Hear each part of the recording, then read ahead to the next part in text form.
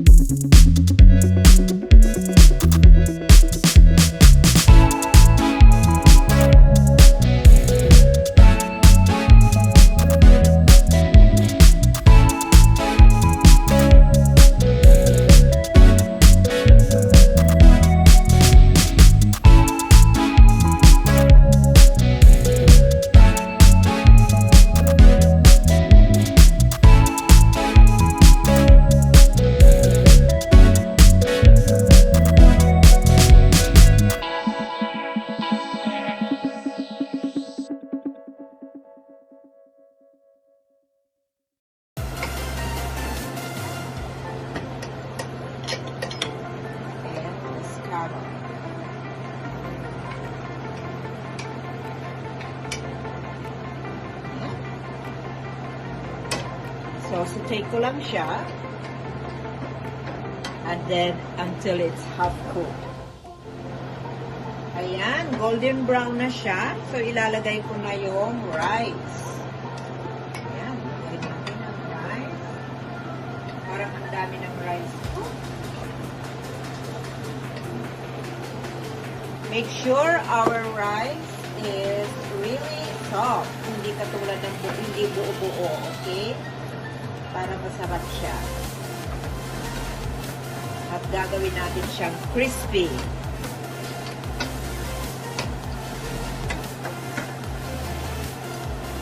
Add more.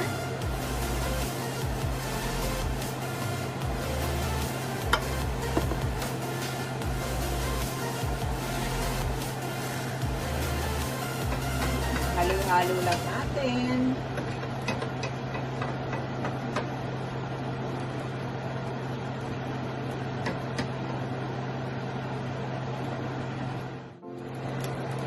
So, ito na ngayon ang aking fried rice at medyo naluluto na siya.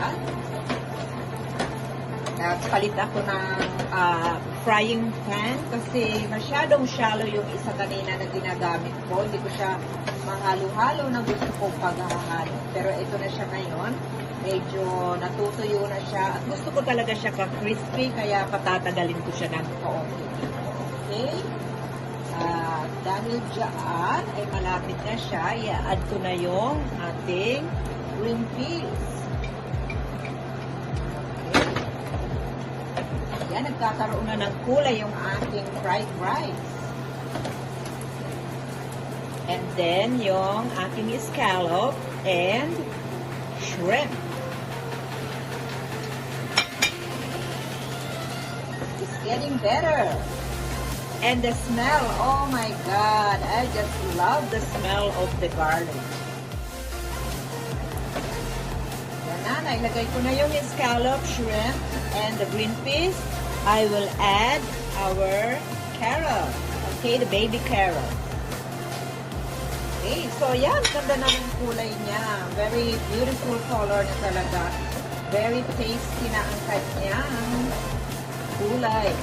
Yan. Sarap-sarap na ng pakiramdam ko. Parang natitikman ko na siya na napakasarap talaga ng fried rice. Pero alam nyo, napakarami ng fried rice na to. Kung baka abutin ako dito ng 1 week or 2 weeks. Okay? Pero dadalhin ko siya sa work. Sa aking lunch. Kaya, free food naman ako. Ayan, ilaglag yung isang carrot. So, ngayon is, hayaan ko na siya dyan para maluto na naman yung carrot. Kahit mag-half cook lang siya. Ayan. Beauty na talaga niya. Sarap. Okay, one more secret para maging crispy ang aking fried rice is yung dumidikit doon sa ilalim, kinakalat ko yun. Talagang kinukuha ko siya. Para, kasi yun ang nagiging pagpa-crispy sa kanya. Okay? So, halo-halo ko lang siya. Ayan. Ang bango-bango niya talaga. Ang sarap-sarap niya ito. Talagang amin na talaga yung garlic. Okay? Ayan. So, ganun lang. Halo-halo lang siya. Tangkunin mo yung dikit doon sa ilalim, yung dumidikit doon, kasi yun ang nagpapa-crispy sa kanya.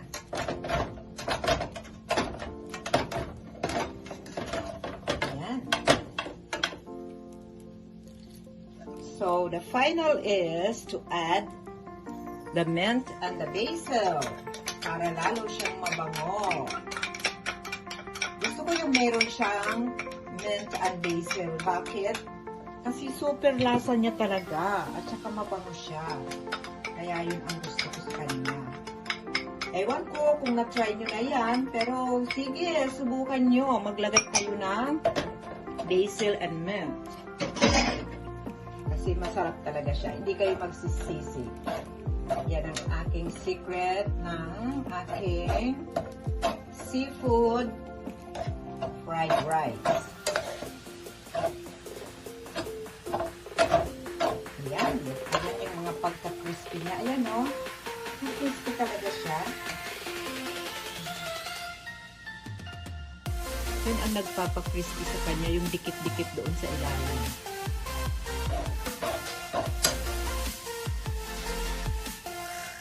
So, the last thing that I will add is the chives. Okay? Ayan yung chives. Ayan natin siya. Oh, wow! Amoy na amoy ko na talaga ang sarap na. Amoy mo yung kanyang basil, yung mint, andyan siya. Ang sarap-sarap niya. Okay. Ayan, nakakanguin ko na siya. Ayan, malapit na. Okay, napaka-crispy niya talaga. Sige, subukan nyo ang aking recipe. Okay, seafood fried rice.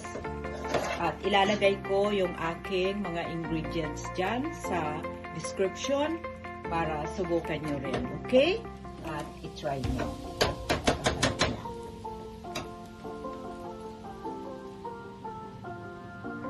So, ayan na guys, ang aking fried rice.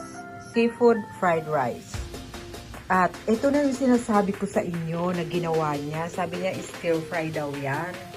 Hindi ko alam kung stir fry yan eh. Hindi ko talaga alam. Hindi ko masabi. Gumamit siya ng bell pepper at saka beef ang kanyang ginamit dyan.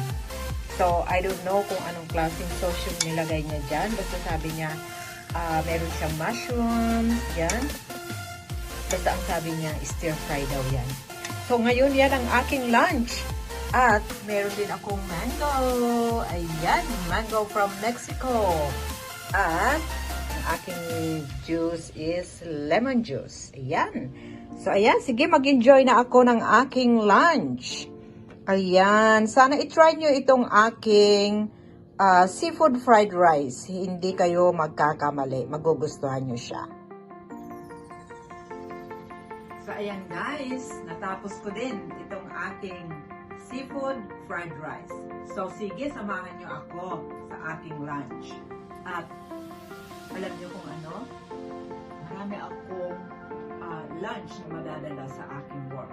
Kasi nakalagay yata ako ng 5 cups. Okay? Sa aking mga container na binabaunan. Kaya, ayan, sige. Subukan nyo to, ha? Huwag nyo kakalimutan, ilalagay ko yung description, yung mga ingredients yan sa description para masubukan nyo. At sabihin nyo sa akin kung masarap na ba or hindi. But, I can tell you guys, this is very healthy. Alright, so, please, thank you for watching and don't forget to subscribe and hit that bell button for more videos. Ayan, ang unang bite is, siyempre, ako rin.